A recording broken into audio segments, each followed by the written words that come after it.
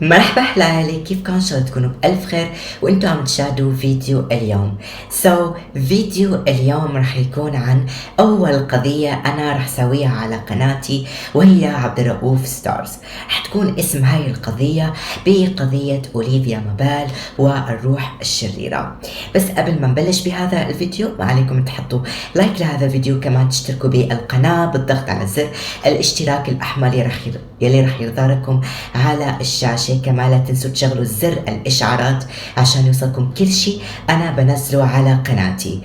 ويلا نبلش بهذا الفيديو.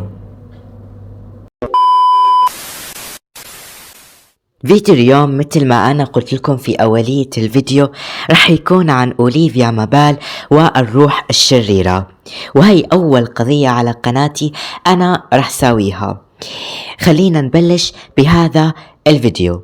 في بلدة سيلينا بولاية تكساس كانت أوليفيا مابال تعيش حياة هادئة مع زوجها ترافيس وابنها الوحيد أيدن.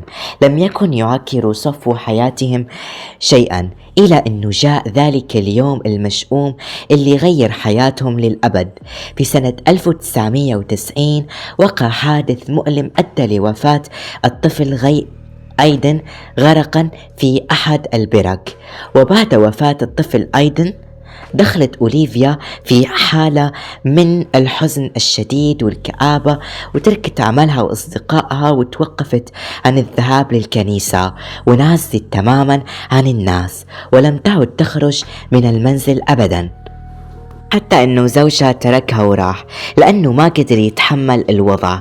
وبالفعل هذا اللي عمله، تركها وراح ليبدأ حياة جديدة ويتزوج مرة ثانية.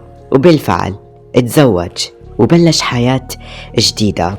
وبقيت أوليفيا على هذا الحال ولم يراها أحد لسنوات جدا طويلة. وفي يوم 27 من شهر فبراير سنة 1994 وردت عدة مكالمات غامضة وغريبة لرقم الطوارئ 911، حيث كان المتصل صامت ولم ينطق بكلمة واحدة.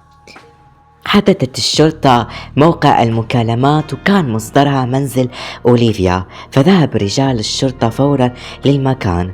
طرقوا الباب مرارا وتكرارا ولكن ولا حدا جاوبهم ولا حدا فتح لهم الباب، فاضطروا انه يكسروا الباب. وبالفعل كسروا الباب.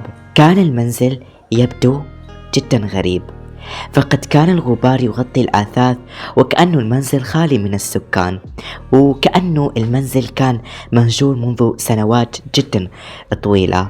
فتشت الشرطة المكان إلى أنه وصلت لأحد الغرف، وهنا كانت المفاجأة.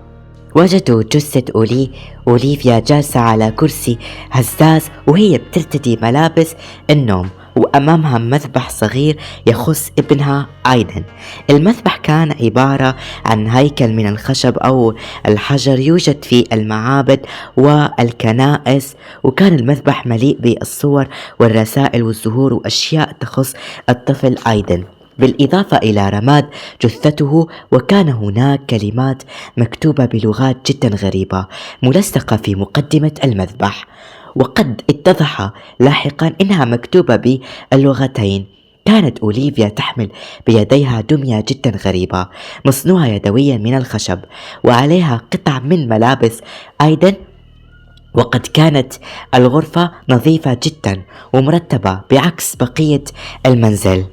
والجزء الأكثر غرابة أنه المحققين عثروا على رسالة كتبتها أوليفيا بخط يديها تتحدث فيها عن مخلوق أو عن شيء غامض جدا كان يزعجها أو أمر ما خرج عن سيطرتها.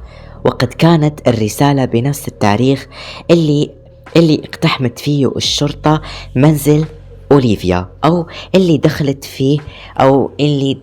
دخلت فيه الشرطة إلى منزل أوليفيا في نفس التاريخ. يعني مع أنه تشريح الجثة يا جماعة أثبت بأنه أوليفيا متوفية منذ فترة جدا طويلة.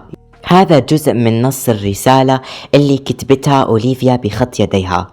بتقول: أيدن، أنا آسفة جدا.